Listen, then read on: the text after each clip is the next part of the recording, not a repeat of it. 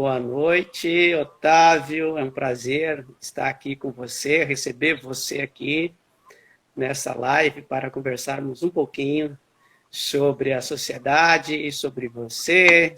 Obrigado, Silvino, obrigado pelo convite. Boa noite para todos que estão aí assistindo a gente. É um prazer muito grande aí. Eu fico muito satisfeito de poder estar falando um pouco aqui da SBH. E desde já parabenizo vocês pela iniciativa. Eu estive vendo alguns vídeos de vocês, desde os vídeos que ilustram trabalhos científicos e esses agora que vocês estão abordando as pessoas mais velhas que trabalham com herpetologia. Acho que isso vai ser bastante enriquecedor e vem de encontro a um dos principais objetivos que a SBH tem, né, que é tentar justamente ampliar o leque de informação a respeito de ciência em herpetologia, né? Legal, legal. Então, para começar a nossa live aqui, eu gostaria de saber, né, queria que você falasse para quem está nos assistindo, né, quem é Otávio Marques, né, o pesquisador, o divulgador científico, o professor. Tá bom, eu vou na parte que interessa, né, que é a formação acadêmica, né? Eu fiz biologia, estudei na Universidade de São Paulo, fiz a graduação, terminei em 87 o meu curso. Então, logo eu me formei, desde 85, né, eu já tinha interesse por animais, sempre gostei de zoologia, tinha interesse particular por animais esquisitos, em particular as serpentes, e eu consegui arrumar um estágio desde 85, então. E quando eu me formei em 87, né, eu tinha que arrumar emprego, não tinha nenhuma oportunidade dentro da herpetologia, eu passei a dar aulas em colégio público, depois dei um período em colégio particular também, até que apareceram algumas bolsas no instituto, eu fui bolsista por um bom tempo. Aí em 92 eu ingressei no mestrado, também na USP, no departamento de ecologia. Depois de terminado o mestrado, eu ingressei no doutorado, aí já na zoologia, e que eu concluí em 98, né? Mas aí eu já estava em 93, né? Já tinha aparecido um concurso no Instituto Butantan, que eu prestei, e ingressei como pesquisador científico. Então, desde 93 eu estou lá no Instituto. Inicialmente eu fazia parte do laboratório de herpetologia. Esse laboratório ele foi desmembrado, é onde tem a nossa coleção científica, né? Infelizmente tem aquela tragédia que todos conhecem, né? O nosso laboratório, então, ele foi separado da herpetologia, foi criado um laboratório novo, o Laboratório de Ecologia e Evolução, que eu faço parte, né? Assim que foi criado, eu fui diretor por 10 anos do laboratório. Felizmente, eu não sou mais diretor, né? Tem uma colega querida, a Selma, que é uma herpetóloga também, que dirige o laboratório hoje. Então, eu consegui me desvincular um pouco das questões burocráticas, né? É, ao mesmo tempo que eu não deixei de ser diretor, apareceu a oportunidade aí de eu estar na SBH e é onde eu estou, que a gente vai tentar falar um pouquinho sobre ela. Então, eu Exato. sou, como todos aqui, um biólogo apaixonado pela biologia em geral, pela ciência em geral, e em particular pelos répteis e as serpentes, né? E você está orientando em alguns programas de pós-graduação agora? Sim, então eu trabalho, quer dizer, no Butantan ele tem um curso de pós-graduação, mas o foco lá é mais para a área de toxicologia, então eu sou credenciado pelo curso da Unesp, que também tem colegas maravilhosos lá, né, a Denise Ferres foi uma das pessoas que também é herpetóloga que conseguiu, foi uma das pioneiras lá para criar e implantar o curso, e eu tive a oportunidade de fazer parte dessa equipe, que é muito bacana, e eu tenho então a oportunidade de orientar vários alunos aí de mestrado, doutorado, talvez alguns estejam aí, né? É uma satisfação Uhum. também a gente ver essa quantidade de jovens aí se multiplicando no nosso país. Agora que você falou na professora Denise, né, daqui uma semana ela vai estar conosco no Herpeto Sem Fronteira, né, contando um Ah, pouco que da bom! carreira. Ela Excelente é nossa escolha. próxima convidada também, né? Eu queria também que você falasse um pouquinho, né, de divulgação científica, o que você tem feito atualmente, sem mencionar a SBH. Você tem alguma página na internet de divulgação. Eu queria que você falasse sobre essa sua parte também de divulgador científico. Bom, então, eu dentro da herpetologia, né, a minha linha é história natural. Eu basicamente trabalho com história natural de serpentes, embora tenha feito alguns trabalhos de taxonomia também, às vezes aparecem aí, já apareceram algumas espécies que a gente descreveu, mas o meu interesse é realmente história natural, ecologia, e hoje em dia a conservação é um aspecto importante, né? Bom, eu sempre gostei né, do Butantan, ele de certa forma até exigia isso. Eu no meu doutorado trabalhei na Jureia, né, onde houve uma interação muito grande com os guardas-parques, eles matavam as serpentes, e eu tinha interesse em obter informações sobre esses animais. Então, ao mesmo tempo que eu fiz um trabalho para obter informações sobre a história natural dos animais, a gente fez um trabalho com os guardas-parques, né? Então, houve uma interação, né, bacana, foi muito bacana que criancinhas, né, que matavam, que viam os pais matando, né, elas começaram a pegar em serpentes, os pais começaram a perder medo, então a gente conseguiu mudar um pouco essa visão das pessoas lá na Jureia, né. Então, sempre tive interesse, né, e eu lembro que uma das coisas que eu tive interesse é ensinar as pessoas a identificarem os animais, pelo menos identificando os não venenosos, né, você poderia eliminar diminuir a mortalidade dos animais, né? Eu pensei em fazer algumas fotos, e aí que surgiu a ideia de a gente fazer um guia. E tem alguns guias, a gente fez um guia da Mata Atlântica, de serpentes, depois isso se multiplicou, a gente fez com colaboração de vários colegas aqui no Brasil, do Cerrado, da Caatinga, do Pantanal, né? E eu criei um gosto muito grande em fazer divulgação, né? Eu fiz um livro mais recente, geral, sobre serpentes, né?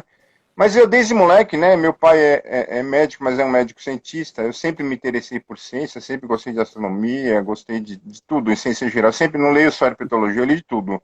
Agora adoro acompanhar, pega Science e começa a ler outros artigos, gosto de ler, não entendo muito, mas eu gosto de física, mecânica quântica, então a gente vai, né, e aí eu discutindo uma vez com meu pai e tal, né, meu pai conhecia quando ele era pequeno uma revista que chamava Ciência Popular, né? E aí surgiu a ideia de começar a fazer uma página, né?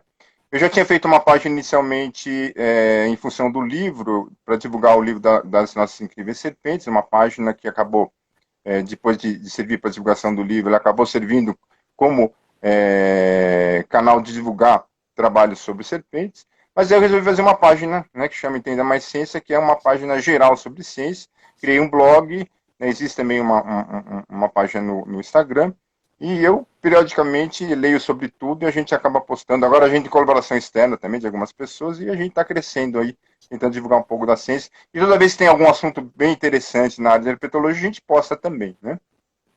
E como é que chama essa página aí para quem está nos assistindo para acessar, quem não conhece? Então, eu tenho uma página que é Nossas Incríveis Serpentes, que é específica sobre serpentes, isso é no Facebook. E no Facebook eu tenho também o Entenda Mais Ciência, né? Só lembrar E igual a MC quadrado, né? Entenda Mais Ciência, né? Existe um blog também, né? E a gente divulga alguns posts no Instagram. O Instagram eu tenho uma dificuldade porque o Instagram ele tem um limite de espaço e a gente não consegue colocar links, né? É coisa de jovem, né? Eu não me entendo bem com o Instagram. Mas enfim, a ideia é a gente tentar levar a ciência para todos, né? De modo mais amplo possível. Mas essa é a sua principal paixão ou tem alguma assim que você gostaria de destacar? Assim, de tudo que você falou da sua carreira de ensino, pesquisa e extensão, existe alguma que mais te apaixona? A gente vai ficando velho, vai mudando os interesses, né? Eu era fissurado por serpentes, continuo, né? Mas como eu falei, desde pequeno, né? Eu tinha os livros de medicina do meu pai, os livros de parasitologia, né, que eu lia, eu adorava ficar lendo sobre os vermes, né? Os insetos que transmitiam doenças, né? Então eu sempre tive esse viés pela zoologia. Mas como eu falei, meu pai também dava aula de física, eu lia os livros de física, sempre gostei de ciência. Então minha paixão realmente é a ciência de modo geral. E hoje, sem dúvida alguma, né? É muito gostoso, né? Se eu pudesse hoje, né, me dedicaria mais tempo para divulgar a ciência de modo geral, porque eu acho que o nosso país está precisando de um banho, né, de ciência muito grande, né? Porque a gente tem que mudar algumas coisas aqui na cabeça das pessoas ao longo do tempo. Para isso melhorar, a gente precisa realmente de um banho de ciência. Exato, a gente precisa, né? E a gente precisa melhorar a nossa comunicação, né? Isso é fundamental, né? A gente E agora falando então, entrando um pouquinho na SBH, né? Você falou um pouquinho da sua carreira, mas como é que você entrou na SBH, que hoje você é o atual presidente da sociedade, né? Como que iniciou isso, sua aproximação da SBH?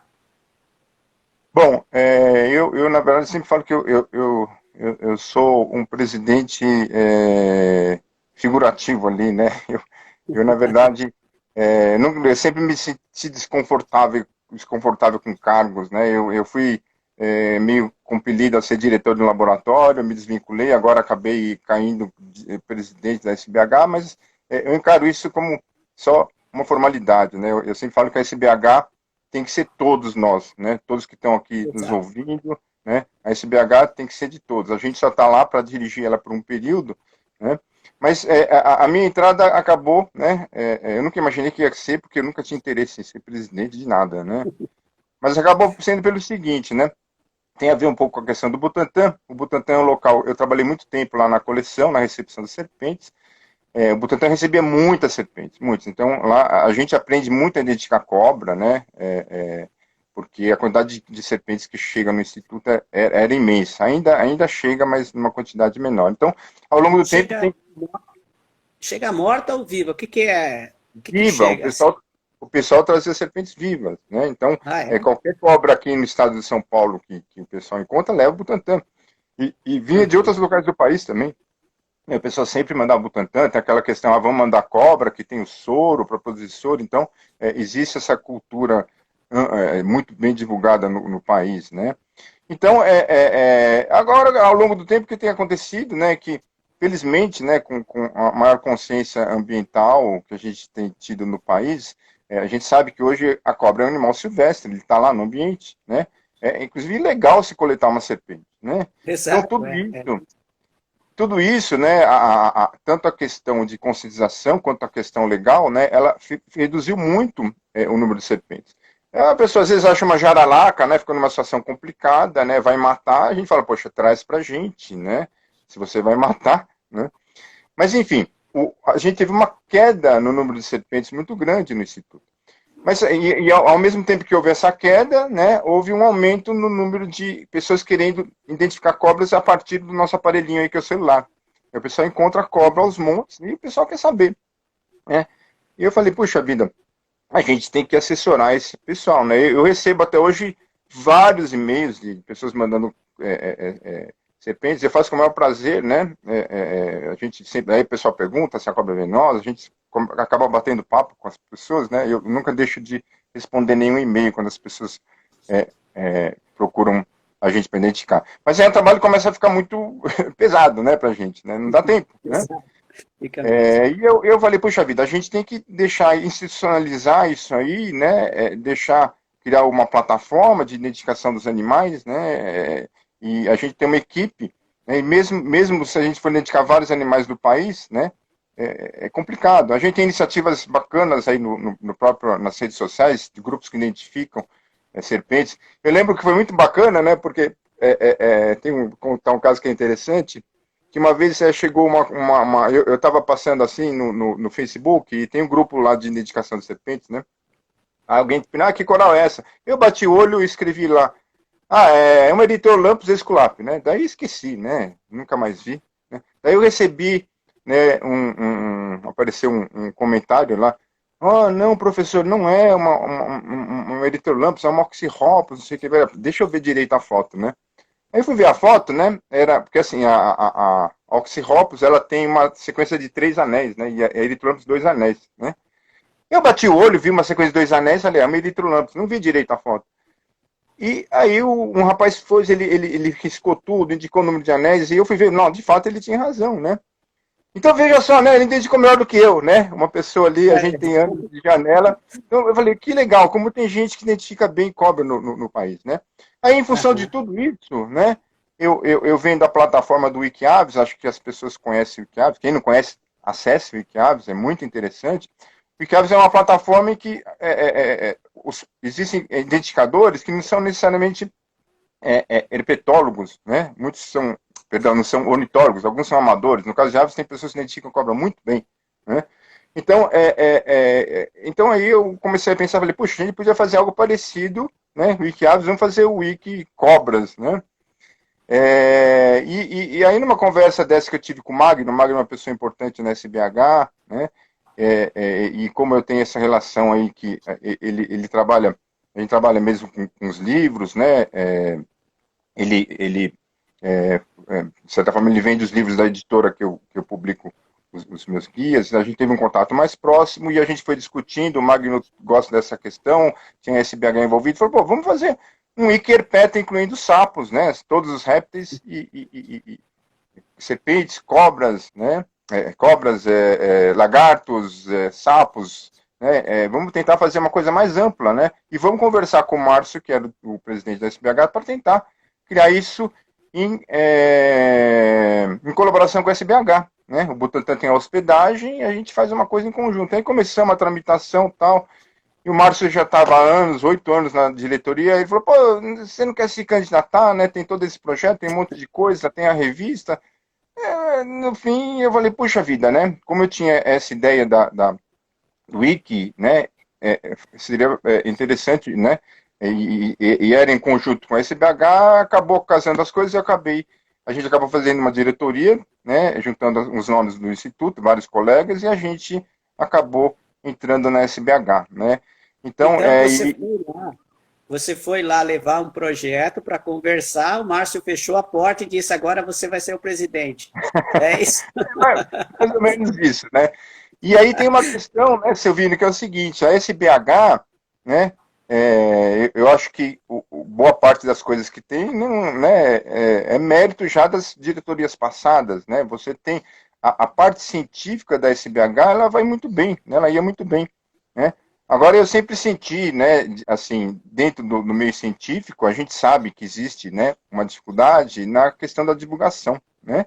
Eu falei, poxa vida, eu acho que a SBH a gente pode dar um pouco mais essa cara. Como eu já estava envolvida com divulgação, eu achei que era uma boa oportunidade também de a gente dar essa cara na SBH. Né? Então a gente já tem alguns projetos, a gente pode falar mais para frente, né? Que visa aumentar a divulgação científica. E a SBH tem um papel importante nisso. Né? Mas essa equipe é formada... Como é que é a divisão ali na SBH? Tem uma equipe técnica que cuida mais da divulgação científica, outra... Me fala um pouquinho como é que funciona. Então, a SBH, né, a gente tem hoje a atual diretoria, né, a gente, né, a chapa inicial foi inteiramente do Butantan, a gente teve algumas substituições de nomes, né, por exemplo, a Selma, que era a nossa diretora, perdão, a nossa primeira secretária, ela é diretora do laboratório, ela tem excesso de trabalhos, né, então, a gente acabou fazendo algumas trocas, ela ainda continua ali como conselheira nossa, um membro da diretoria atuante, tem a Miriam, uma pessoa do Butantan também, mas a diretoria é composta basicamente por mim, né, nos nomes oficiais, eu falei basicamente, mas seria em relação aos nomes oficiais, né. A gente tem a primeira secretária, que é a Paula Vadujo, que é da WWF, temos a Karina Bansi, que é uma bióloga do Instituto Butantan, o Rafael, né, que é o nosso tesoureiro, ele já é tesoureiro há muito tempo da SBH, então eles pegam aquele rojão difícil que é mexer com dinheiro, que ninguém quer mexer com dinheiro, então o Rafael tem sido mão na roda, porque é uma parte que é um ninho de vespa ali, né, mexer com dinheiro. Eu realmente não gosto, mas a gente fica tranquilo, porque o Rafael tem administrado há muito tempo a SBH, né, então, são esses os membros, né, que a gente tem da diretoria. E a gente está contando agora, né, a gente está ampliando o nosso leque, criando comissões. Né? Então, a gente tem a comissão das listas de répteis brasileiros, a lista de anfíbios brasileiros. Né? Então, existem também as comissões das redes sociais, que a gente criou também faz menos de um mês, né, que está sendo bastante ativa, a gente pode falar disso mais para frente. Então, assim, a gente está precisando de gente e foi uma, né, eu falei, mais do que competência nossa, acho que foi sorte, porque à medida que a gente, os interesses foram surgindo, né, os objetivos que a gente precisava cumprir, um deles é a rede social, né, as coisas foram aparecendo. Vocês apareceram, por exemplo, né, vocês Sim. apareceram, vocês estão fazendo um trabalho que é uma das coisas que a gente pensava, vocês têm um enfoque um pouco diferente, mas extremamente importante e complementar para o que a gente quer fazer. Então, acho que vocês, eu considero assim, vocês como sendo um braço da gente também, né, hoje em dia. Isso é E muito também do bom. pessoal das redes sociais, eles cuidam principalmente do Instagram, né, do Twitter, né, e estão fazendo um trabalho muito bacana, né, um pessoal jovem, né, que está fazendo um trabalho extremamente importante em termos de divulgação. Essa é uma coisa boa, podemos dizer, da pandemia, né? Que a gente só criou, a gente está criando o Herpeto Sem Fronteira, né? Ele foi criado, mas a gente está começando, mas tem um monte de outros sites, né? Outros grupos de herpetologia surgindo, né? Então, esse é um lado bom, né? Que a gente está sabendo aproveitar a nossa quarentena em prol da ciência, da divulgação científica, né? Da aproximação das pessoas. Sem dúvida, né? Eu acho que a gente tem que aproveitar essa onda e entrar nela, né? Eu acho que é, a gente falou que a questão da divulgação ela é imprescindível, né? Eu acho que a gente está num momento em que a gente tem que ampliar isso o máximo possível. Eu tive vendo ocorreram algumas pesquisas recentes sobre divulgação científica, sobre conhecimento e interesse de ciência no Brasil, e algumas vale a pena a gente destacar, né? Então, por exemplo, entre jovens de 17 e 20 e poucos anos, né, 80% deles têm interesse em ecologia, né? A gente, Uhum. então, isso é muito importante, quer dizer, a gente tem, mas eles não têm acesso, né? Eles não têm acesso, a gente vive uma dificuldade de encontrar um canal de comunicação. Eu acho que as redes sociais, elas vão facilitar, já estão facilitando isso, né? Agora, claro, a gente tem uma dificuldade de chegar em todas as pessoas, né? Como eu falei, eu tenho uma página de ciência que hoje eu estou com 14, quase 14 mil seguidores, é pouco, né? Mas eu falo, Legal. cada um tem que tentar fazer um pouquinho, né? Se cada pesquisador trabalhar um pouquinho aí na sua área, eu sempre falo, né? Você encontra um artigo científico, uma pessoa que está trabalhando com um sapinho, achou uma coisa interessante, você transcrever aquilo na rede social, né? Em 4, 5 linhas, com uma foto bonita, isso já é um trabalho importante. Você já está sensibilizando ali, que seja meia dúzia. Eu falei, se eu tenho 14 mil seguidores, o outro, o Átila tem, sei lá, 3 milhões, né? O O Atila é outro tem, fora da curva. é, outro tem 30, todos nós somos importantes. Eu acho que Claro. a gente somar, né, a gente vai conseguir, aos poucos, mudar o rumo do que a gente tem sentido de dificuldade em relação à compreensão da ciência. Eu acho que raciocinar cientificamente é imprescindível. Né? No caso aqui nossa de herpetologia, anfíbios e répteis são animais que existe um preconceito muito grande, né? Mas quando uma Uhum. pessoa olha um sapo colorido, bonito, né, você muda aquela é, é, ideia, aquele preconceito que a pessoa possui. Né? No Butantan a gente tem um programa que chama Mão na Cobra, né, em que a atividade consiste no seguinte, a pessoa vai lá e pega uma cobra e segura na mão. Ah, é só isso, né? Mas por que isso? É só para a pessoa perder o medo da cobra, né? Isso é Exato. fundamental, porque a pessoa que perde medo de uma cobra, veja bem, a cobra é o animal mais aversivo, a cobra, a aranha, né? Se a É. pessoa perder aquela aversão, ela vai ter que perder a aversão para todo o resto de animais que existem na natureza, né? A mesma coisa com o sapo.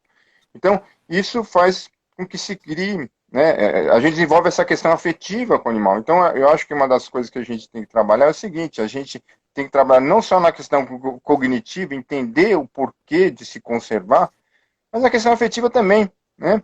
Porque a gente ouve de vez em quando aí, uma vez eu estava vendo aí programa do Ratinho, eu vi no Facebook, né? O sujeito virou lá e falou: para que serve o mico-leão dourado, né? Então é terrível, um cara desse tem alcance de milhões, né? Ele desconstrói, Uhum. né? O que a gente tem fazendo um trabalho de formiguinha. É, então, assim, você tem que mostrar a função e a importância, mas também desenvolver a afetividade, porque essas espécies são emblemáticas, né? O mico-leão dourado é importante, mas a gente pode eleger algumas também, né? Por exemplo, lá na Ilha da Queimada Grande, né, que é a Jaraquilhoa, as pessoas que estão lá na região, é um animal ameaçado de extinção, né? As pessoas mal sabem que tem uma jararaca lá, que é endêmica, que só ocorre lá. Então, você pode tentar sensibilizar as pessoas no sentido de elas saberem da importância do animal e elas mesmas lutarem pela conservação, né? Eu, Então, eu tenho visto umas coisas bem legais, né? Inclusive até no site da SBH, né? A divulgação científica em forma de um vídeo, né? De uma publicação, transforma num vídeo, né? E divulga. Essa semana recebi uma música, né? Da descrição daquela espécie homenageando o Luiz Gonzaga, né? O Gonzagai, que aí fizeram uma música muito legal. E isso é uma maneira de divulgação científica e cativar mesmo, né? Para que as pessoas olhem com bons olhos para esses animais, né? sim, sim. E aquilo que eu falei, né? Eu acho que a gente tentar, dentro da sociedade, a gente tentar desenvolver essa questão no próprio pesquisador, né? Nos alunos que estão surgindo, né? Porque existe uma dificuldade na comunicação da ciência, né? Às vezes é difícil você interagir. E uma questão muito importante, né? É a gente sair da bolha, né? A gente tem aí uma disputa política de X e Y, né? Não vou entrar em política aqui, pelo amor de Deus, mas a gente tem uma polarização política no país em que X não fala com Y de jeito nenhum. Então, às vezes, você está lá no Facebook, eu eliminei esse meu colega aqui porque ele é Y. Então, né, quando a gente faz um trabalho de divulgação, né, a gente tem que tentar manter o máximo possível a política longe, e eu quero todos os X e Y vendo a minha página, né? A gente tem que tentar ampliar o leque e sair da bolha. Se a gente ficar na bolha, a gente não consegue progredir muito. Quando você, às vezes, vai se inscrever num canal de ciência, eles fazem algumas perguntas de ciência, né? Não é isso. A gente tem que popularizar a ciência. Mas alguns alegam o seguinte, poxa, mas o fulano lá, ele não vai mudar de jeito nenhum, né? Você começa a... Não vai mesmo, né? Às vezes não vai. Quando a gente, às vezes, discute algum aspecto, desmatamento na Amazônia, a pessoa fala, é tudo mentira, não está desmatando, você começa a apresentar argumentos, um monte de gente está vendo aquela discussão, né? Algumas pessoas que ali estão neutras, né? Elas podem tomar partido, né? Então, às vezes, você pode não convencer o seu oponente na discussão, mas você pode convencer os que estão em volta, né? Então, isso é muito importante, né? Então, a gente não pode se fechar na bolha, né? E tem uma questão importante, né? Eu até acho que eu queria mostrar um gráfico aí para vocês, que é bastante interessante, que é o seguinte, a gente, né, isso vale para a herpetologia que eu vou falar agora, eu vou dar um exemplo dentro da ciência, né? Vou dar um exemplo de vacinas, mas eu acho que isso vale para tudo, né? Então, o que acontece é o seguinte, né? Se você pegar, por exemplo, o movimento anti-vacinas, né? A gente tem aí questão de terraplanismo, né? E tem terraplanismo é uma coisa difícil, mas eles acabam sendo um pouco mais ou menos inofensivos, né? Mas quando você pega algo como um movimento anti-vacina, isso é terrível, né? Você vai matar gente se você não tomar vacina, né? Sim, Então, sim. então tem um trabalho muito bacana que saiu na Nature, né? Que eles mapearam no Facebook os grupos anti-vacinas e os pró-vacinas, né? E eles viram o grau de interação que tem entre esses grupos e os grupos que são neutros, né? Eu tenho um gráfico que eu vou mostrar aqui para vocês, eu vou virar Mostra aqui aí, para a tela do computador. Vamos ver pode se dá para virar, ver. mostra aí. Bem interessante esse gráfico. Deixa eu ver aqui se eu consigo. Dá para ver aí? Dá para ver os pontos verdes, os azuis, os pretos e os vermelhos embaixo ali, né? Então a gente tem o seguinte, né? A gente tem aí vários pontos verdes, né? E isso é uma foto, né, de um dia no Facebook, pegando vários grupos. Os verdes são grupos neutros em relação à vacina. Os grupos vermelhos lá embaixo são grupos anti-vacina. E os grupos azuis em cima são grupos pró-vacina, né? Seriam os grupos científicos aí em cima, né? Então o que a gente nota nesse gráfico, que é extremamente importante, é o seguinte. a gente nota ali embaixo, primeiro aspecto, na verdade existem mais pessoas, né, no mundo pró-vacinas do que anti-vacinas. Então, em termos numéricos, né, a gente tem mais pessoas pró-vacina. Acontece quando a gente começa a analisar os grupos, né, nas redes sociais, a gente verifica o seguinte. Notem aí embaixo, os pontinhos vermelhos, eles estão muito entremeados com os verdes. Os verdes são os neutros, as pessoas que não têm posição em relação à vacina. E os pontinhos azuis aqui em cima, eles estão bem separados, isolados, e não estão entrelaçados com os verdinhos. Então isso mostra o seguinte, né, que esses grupos antivacinas, embora tenha um número menor de pessoas, os grupos são mais articulados e entremeados com os grupos neutros.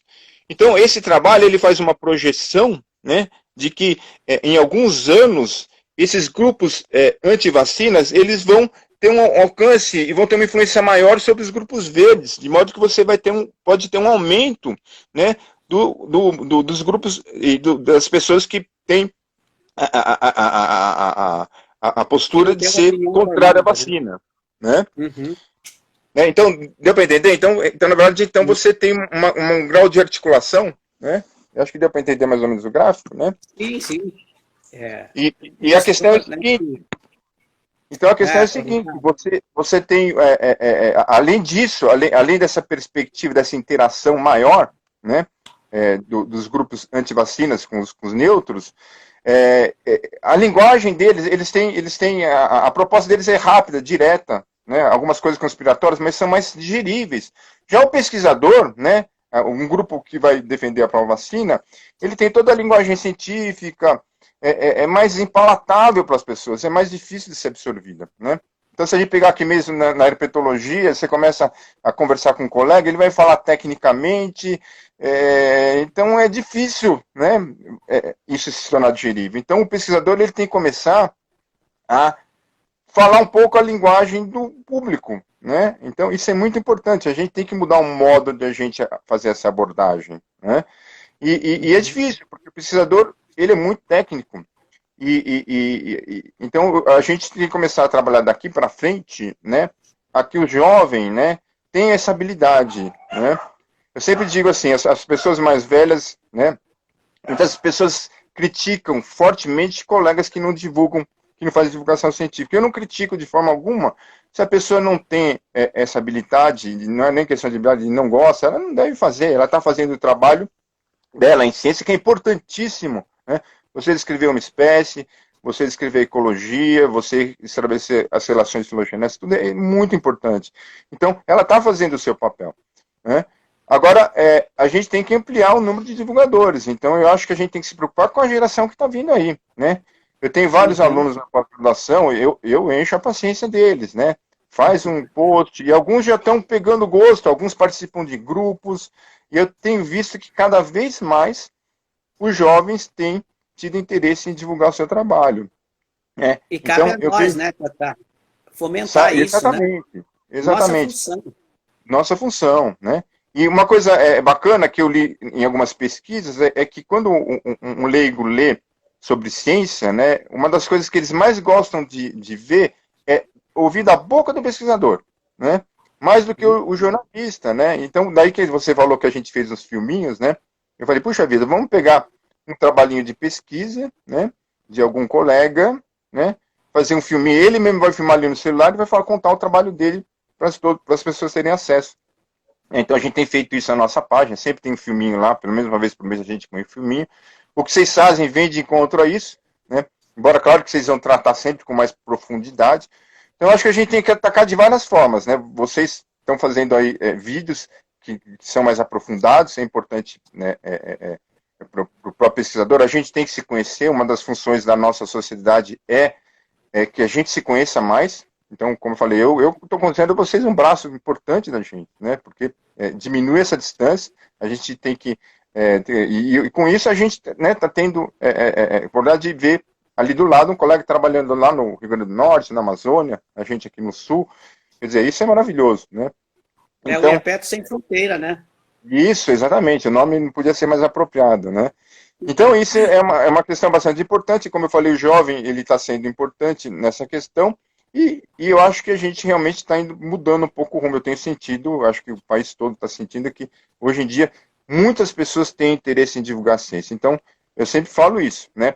Nós não temos, nós não precisamos, veja bem, é importante a gente distinguir o jornalismo, né, científico da divulgação científica, né? O jornalista, ele está sempre atrás da matéria, ele está atrás da novidade, né? Nós que fazemos divulgação científica não precisamos necessariamente divulgar, saiu a descoberta de uma nova vacina, tem um sapo novo, né? Claro que a gente vai atrás das novidades também, mas a gente pode fazer, escrever postagens sobre um assunto antigo, né? A divulgação científica é isso, a gente não precisa ficar só atrás da novidade. A novidade deixa que o jornalista faz, né? E é claro que a E tem gente muita tem... história bonita, né, para contar, né, antiga, e Tem, atrai as tem. pessoas. Tem. Você pode pegar um trabalho lá de 1920 e dissecar, fazer uma resenha daquele trabalho. Então, eu acho que isso é de extrema importância, né? Os novos herpetólogos que estão surgindo aí. Como eu falei, sapo, cobras são animais chaves, porque se a gente conseguir fazer com que as pessoas percam, pelo menos diminuam o preconceito dos animais, a gente tem uma mudança bem grande, né, no modo da pessoa ver e encarar a natureza, né? Então eu falei, essa questão afetiva, ela é importantíssima, né? Temos que trabalhar nisso. Tá.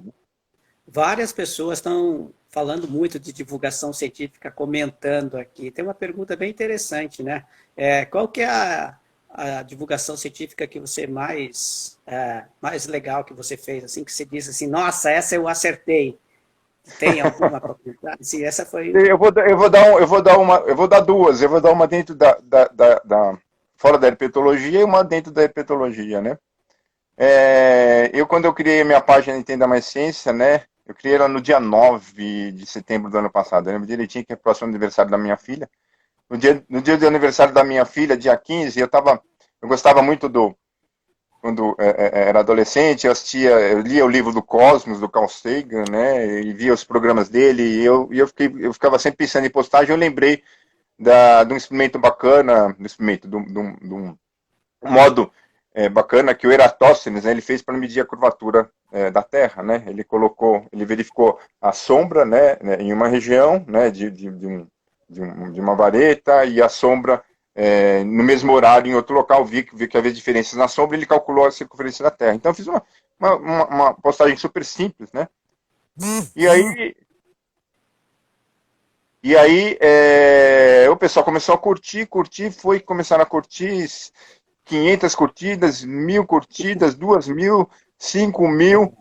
Eu sei que houve um alcance de 1,5 milhão de pessoas, né, nessa postagem. Foi incrível. E acho que teve a questão, como acho que teve, se não me engano, acho que houve uma matéria no Fantástico sobre Terra plana, né? Eu acho que aconteceu algo nesse sentido. E como estava muita polêmica da Terra plana, começou a entrar os terraplanistas no meio, começaram a discutir, e aí o negócio bombou, né? Quer dizer, a gente atingiu aí um equivalente a uma população da cidade de Campinas, né? Que tiveram Que interação legal. com a postagem, né? Isso é Então, gratificante. isso é legal. Né? Então, assim, são circunstâncias, mas a gente também tem que ficar buscando coisas atrativas. A gente tem um grupo aí no WhatsApp, né? A gente chama dos vintages, que são os herpetólogos mais velhos, né? E alguém colocou lá uma postagem de um besouro. Essa é uma segunda postagem aqui que foi bacana. Um besouro que o sapo come, né? E o sapo come o sapo come o besouro. O besouro fica vivo e sai pela cloaca do sapo, né? Eu achei que interessante, né? Aí fiz uma postagem que também bombou, né? Pessoas 100, 200, 300, 500, eu sei que a gente atingiu ali umas 15 mil, 20, 30 mil pessoas, né? Então, assim, são coisas que a gente tem que ficar olhando, né? O Facebook, ele tem uma ferramenta interessante, eu não sei se o Instagram tem também, que você acompanha, né, o engajamento, né? Existe o período certo para se colocar, às vezes, o horário, né? Tem uma série de fatores que a gente tem que ficar estudando, né? E a gente não é expert nisso, mas a gente tem que se virar e tentar ver e buscar coisas chamativas, né? Eu acho que a imagem é tudo, né? O Instagram, ele é interessante por causa disso, né? Então, e hoje em dia tem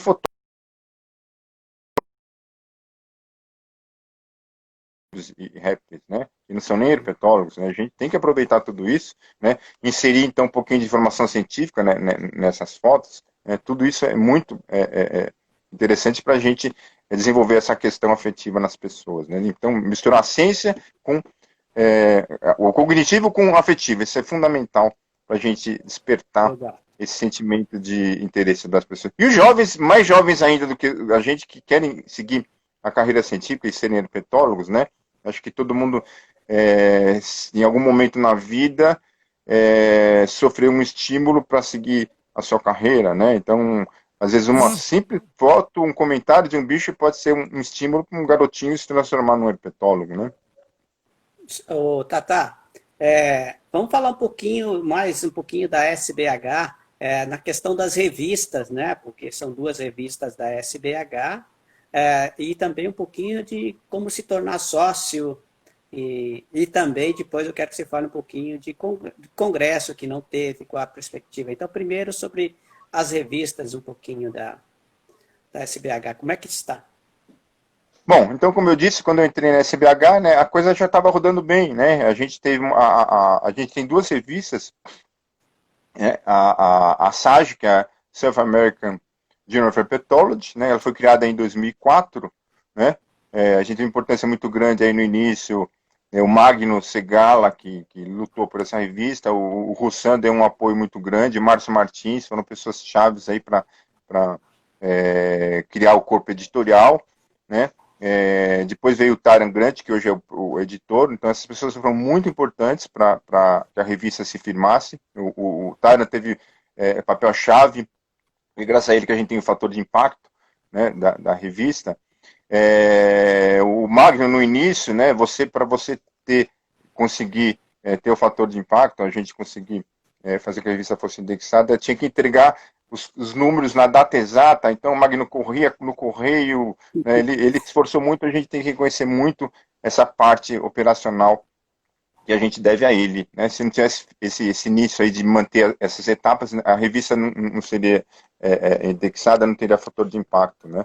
Então a revista, inclusive vale a pena destacar, a revista nossa tem um fator de impacto que é 1,38, né? 1,39, né? Ótimo, Né? ótimo. Que se a gente pegar as 11 revistas os periódicos mais tradicionais de referência mundial na área de herpetologia, né? Uhum. Nós somos a quarta em fator de impacto. Né? Então a gente está, por Muito exemplo, bom na frente isso. do Journal of Herpetology, na frente da herpetológica, da Copeia. Né? Então a Uhum. gente está realmente muito bem. Isso se deve principalmente ao trabalho que o Tarno desenvolveu. Agora a gente houve algumas dificuldades, né? Quando eu entrei na SBH, havia muita reclamação de artigos que estavam demorando, mas o Taran ele teve que prezar um pouco, priorizar determinados artigos, reduzir o número de artigos da revista, porque o fator de impacto ele é medido pela quantidade de citação e ele acaba sendo dividido pelo número de papers também, né? Então Uhum. acaba diluindo, né? Então eu acho que embora muitas pessoas tenham ficado com razão chateadas por demoras, né, que aconteceram, esse primeiro momento foi importante, tanto foi importante o trabalho dele, que a gente está com um fator de impacto altíssimo. Né? Isso é um chamariz para todo mundo, né? E é importante a gente ter isso, né, na nossa revista. E E a agora, herpetologia brasileira, como é que é? então, só concluindo, né, hoje em dia, então, o processo está sendo acelerado, a gente tem agora uma pessoa, a gente conseguiu uma pessoa para assessorar o Taran, né, como editor, e isso a gente espera que vai agilizar, né?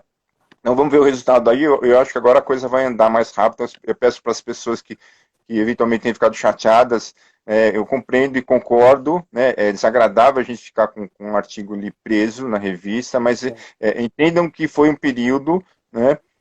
Provisório, não houve. Se quiser, depois eu respondo perguntas, né? Embora caberia mais ao Tara, mas eu posso responder em nome dele aqui. Não houve nenhuma proteção, né? Houve apenas algumas necessidades de fazer com que, por exemplo, a gente precisava publicar uma monografia, né? É importante uma monografia também, para que a gente consiga aumentar o nosso fator de impacto. Então, o pessoal, mas passou na frente. Não é que passou na frente, era importante aquela publicação, né? Então, assim, eu acho que a gente peça para que as pessoas né, voltem a ter interesse na SAGE, né? Eu acho que tá fazendo um bom trabalho e vamos em frente, né? Eu acho que a Uhum. revista é muito importante no Brasil e no mundo, né? E a outra revista que você citou é a HB, a Herpetologia Brasileira, né? Que também ela foi criada em 2012, né? E ela é uma revista que tem mais ela vai publicar assuntos de interesse da comunidade herpetológica, né, são papers, né? Existem várias sessões, as pessoas podem acessar lá, você pode publicar. Inclusive, existe uma parte de notas científicas, mas a gente são notícias, informações sobre herpetologia, tem inclusive informações sobre SBH, né? Até pessoas que desenvolvem, por exemplo, trabalhos de educação ambiental, né, podem ser colocados lá o tipo de trabalho que está sendo desenvolvido. Vale a pena a pessoa entrar lá e ver todas as possibilidades de publicação que a gente tem, né? E as revistas, como eu falei, eles andam por si só, né? Então o corpo editorial é completamente independente, né? E tem que ser independente, né? A gente, como sociedade, a gente só tem que dar o apoio para eles, né? E a HB também está indo muito bem, basta a pessoa entrar aí no nosso site, dar uma folhada, as matérias, os artigos são ótimos, a imagem, as imagens são lindas, é uma revista bem diagramada. Eu sugiro, convido que todos folheiem um pouquinho e a gente aprende um bocado de herpetologia consultando essas revistas, né? Então, eu acho que... A HB, eu andei folhando ela, folhando não, entrei no site para ver, e foi ela que me inspirou, né, a gente a criar aqui o meu primeiro projeto, né, que é para trazer os herpetólogos com carreira já reconhecida e contar um pouquinho da história, né, porque eu sei que também lá na HB tem alguma uma parte lá que fala um pouco dos herpetólogos, né, então eu me inspirei lá, então por isso que eu me aproximo mais ainda da SBH. E a HB foi legal porque eles criaram um grupo no Instagram, né? Uhum. E, e, e, e as meninas começaram a trabalhar. Agora tem meninos também, tem meninos e meninas, né? Eu falo eles porque são mais jovens, né? Mas eles criaram uma página no Instagram, né? E são justamente essas pessoas hoje que ingressaram na comissão de redes sociais, né? Eles Uhum. ampliaram o grupo, eram duas meninas, né? A Mariana e a Késia, mas agora são 7 que fazem parte agora da comissão de redes sociais, que estão administrando o nosso Instagram, o Twitter e o Facebook, né? Então elas têm aí um papel importante, todos eles, né? São 7 pessoas, né, que estão aí, que vão atuar nas redes sociais, e a ideia a gente, com o tempo, fazer isso que a gente estava discutindo agora. A gente vai levar, Uhum. nossa função primordial é o mundo dos herpetólogos, mas a gente quer sair um pouco da nossa esfera, né? Fazer com que o público entenda o que a gente faz, né? E eles entenderem o que a gente faz é um modo de a gente ter apoio, né? Eu sempre falo que a gente está pagando um pouco o preço do cientista ter ficado isolado, né? Em si mesmo, né? A sociedade, a gente inclusive a gente tem que lembrar que a gente é financiado, né? A maior parte, nós, universidades federais, eu pertenço a um instituto estadual, nós somos Uhum. financiados por dinheiro público, né? Então Sim. a população tem o direito, né? E nós temos o dever de tentar levar a eles, né, o que a gente produz, né? As pessoas não conseguem entender o que tem, né? Eu lembro quando eu era moleque, eu já queria fazer biologia, eu pegava minha bicicleta, né? Eu morava ali perto da cidade universitária e ficava passando ali no departamento de biociências, né? Eu via as plantinhas, falei, nossa, o que será que eles fazem aí, né? Será que estudam bicho? Eu ficava muito curioso, né? Então, imagina se eu tivesse a chance de entrar no laboratório, né? Tudo bem, no fim acabei fazendo Uhum. biologia, mas quantos jovens, né, que tem e não sabem o que acontece, né? É. Então, eu acho que essa interação é fundamental e a gente, como SBH, nós temos o dever de aumentar a interação entre herpetólogos, né? Aumentar a nossa comunicação com a sociedade e tudo isso também visando algo que é essencial no país, que é a conservação, né? Eu Uhum. acho que se a gente não Nossa, conservar, não vai ter o que estudar, né? Então, eu acho é, que esse é o papel que a gente está tentando dar essa cara. Eu acho que já havia esse viés, mas a gente talvez só esteja reforçando nessa atual gestão aí da SBH. eu acho que a divulgação científica, né? veio forte e vai ficar. Contar uma historinha, nós só temos mais 7 minutos aqui, Tata. Passou uma hora rapidinho, mas né, o CNPq, dos poucos editais que ele está lançando, ele sempre está colocando um peso muito grande para a estratégia de divulgação científica do projeto. O ano passado, eu tenho um PELD, né, e agora foi renovado, ufa, ainda bem que eu consegui renovar, isso é muito legal. E o ano passado eu fui numa reunião do PELD, 2 dias de reunião, e foi basicamente discutir divulgação científica. Então, a gente fez um curso de divulgação científica. Então, eles desafiaram cada coordenador de PELD do Brasil a fazer um vídeo de 1 minuto e meio contando o que é seu PELD para o público em geral. Pensa nisso, você falar um PELD inteiro, em todos os grupos de pesquisas que cada PELD tem, né, em 1 minuto e meio para a sociedade. Então, foi um desafio muito grande para todos ali. Mas isso já demonstra que os órgãos financiadores estão batendo forte nessa tecla. E eles estão corretíssimos. Corretíssimo. Tem esse viés, aqui em São Paulo, a FAPESP também ela tem enfatizado essa questão, os projetos temáticos, né, mais amplos, eles inclusive tem que ter um pé na divulgação, né? Eu só queria complementar uma questão em relação a SBH, e que acho que faltou a gente falar, né? É que uma das coisas que a gente fez na SBH é tentar ampliar também, né, os grupos que trabalham com herpetologia, mas sempre, de certa forma, acabaram sendo renegados, né? Então, a gente tem desenvolvido periodicamente cursos, né, online. Então, isso vai ser mensal, já está funcionando. O primeiro curso que a gente ofereceu foi o Dinossauros no Brasil, foi começo de outubro. Né? Quem quiser, então, assim, foi um sucesso, né? Teve mais de 130 inscritos, né? A gente convidou o professor Anelli, lá do Geociência da USP, ele é paleontólogo, ele escreve livros, inclusive para crianças também, né?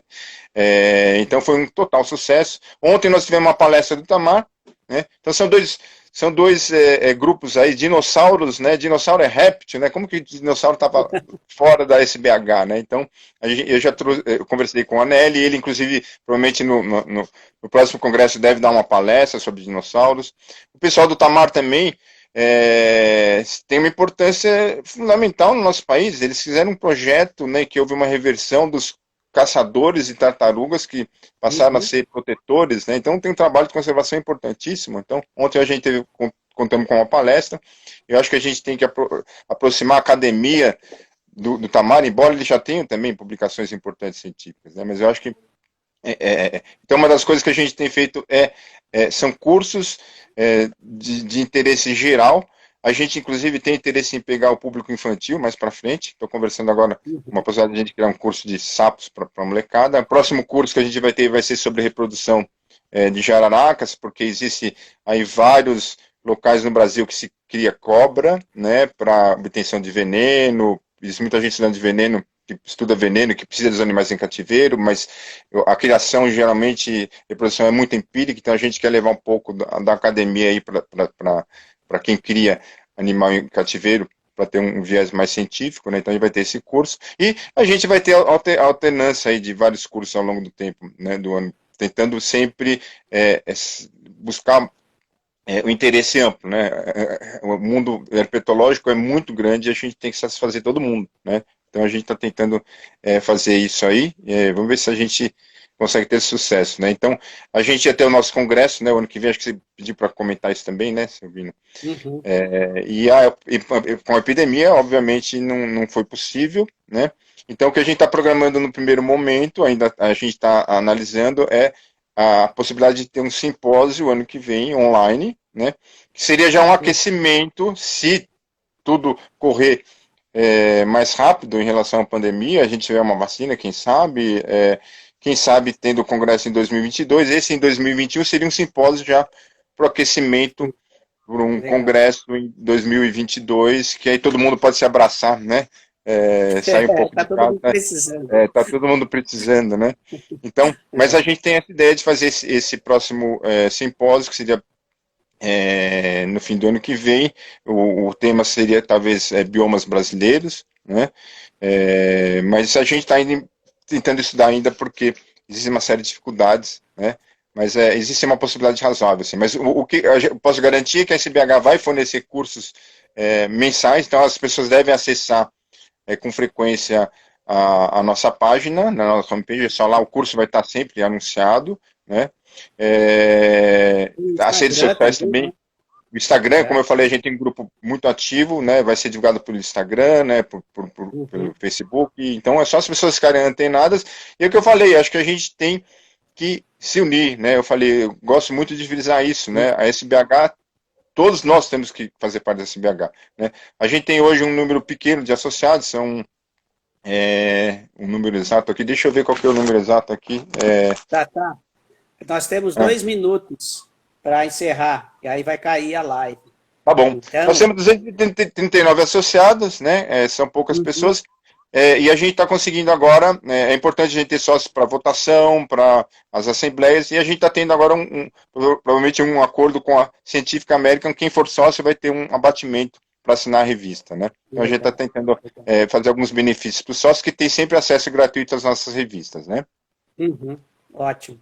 Tata, eu quero agradecer você muitíssimo pela disponibilidade dessa nossa conversa, né? E espero que em breve nós possamos fazer outro bate-papo. Eu acho que a gente precisa conversar mais, falar mais sobre a sociedade, sobre os laboratórios, sobre os projetos, né? E principalmente sobre divulgação científica, né? Então, eu agradeço muitíssimo.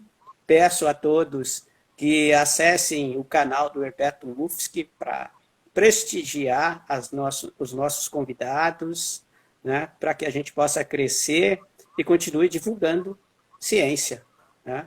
Então, eu agradeço muitíssimo e deixo boa noite para você, Tata. Você já vai cair.